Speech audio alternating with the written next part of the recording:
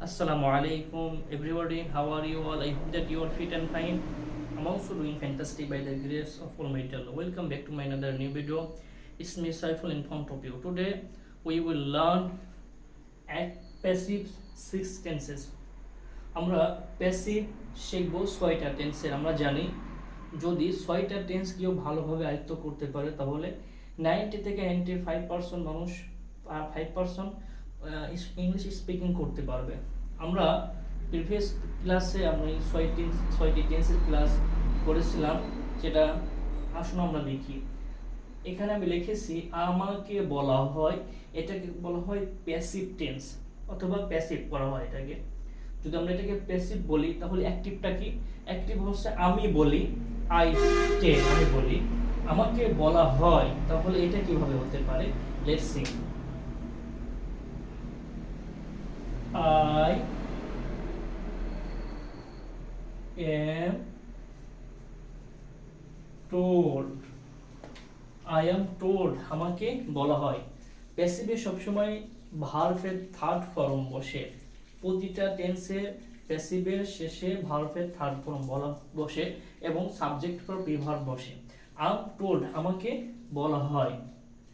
যদি বলি তোমাকে বলা হয়, you are told। Okay, next sentence, আমাকে বলা হচ্ছে, তাহলে আমরা কিভাবে লিখতে পারি? হচ্ছে চলমান, I am being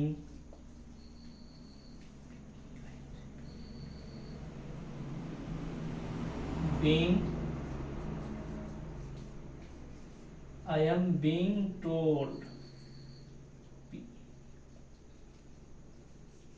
I am being told, আমাকে বলা হচ্ছে। আমি যদি টেন্সে যাই তাহলে বলতে পারি আমি বলতেছি, তাহলে কি হতে পারে? আই এম টেলিং, আমি বলতেছি, কিন্তু বলা হচ্ছে আমাকে বলা হচ্ছে আই এম বিং টোল্ড। তারপরে বলা হয়েছে আমাকে বলা হয়েছে, প্রেজেন্ট পারফেক্ট টেন্স। আমি বলেছি আই হ্যাভ টোল্ড, কিন্তু বলা হয়েছে আমাকে বলা হয়েছে, তাহলে এটা কিভাবে লিখতে পারি? Let's see. I have been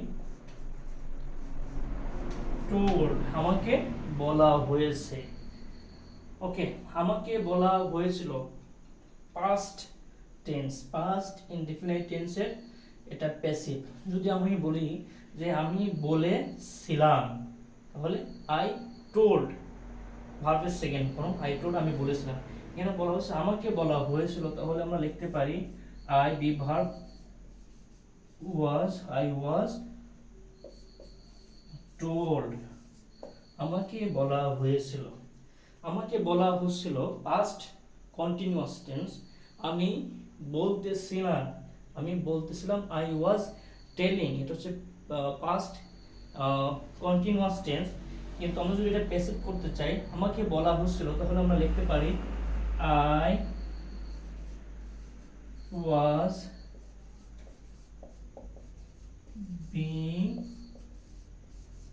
told, আমাকে বলা হচ্ছিল। 6 নাম্বার সেন্টেন্স, আমাকে বলা হবে। This is called future tense. I will be told, আমাকে বলা হবে। যদি ফিউচারে যাই, আমি বলবো, আই উইল টেক, এটা হচ্ছে টেন্স অ্যাক্টিভ আর প্যাসিভ।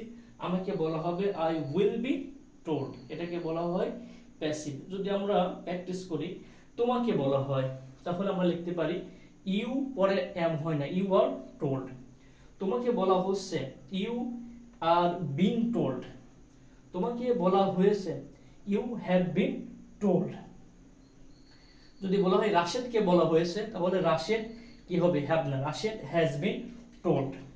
আমাকে বলা হয়েছিল, যদি বলি তোমাকে বলা হয়েছিল, you not was, you were told, তোমাকে বলা হয়েছিল।